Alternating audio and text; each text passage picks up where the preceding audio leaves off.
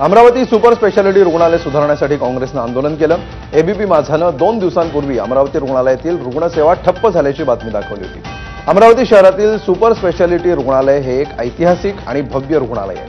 मात्र गेल्या 25 दिवसांपासून सुपर स्पेशालिटी रुग्णालयातील डॉक्टर संपावर आहेत, कारण गेल्या 1 ते 1.5 वर्षांपासून त्यांचं मानधन थकवलं गेलंय।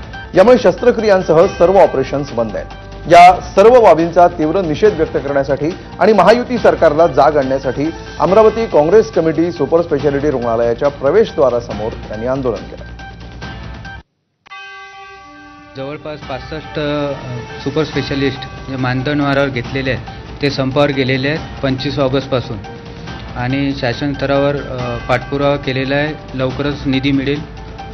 जवळपास 24 ऑगस्टपासून त्यांचं मानधन पेंडिंग आहे। मागच्या वर्षापासून ते जवळपास 16 लाखापर्यंत त्यांचं मानधन आहे।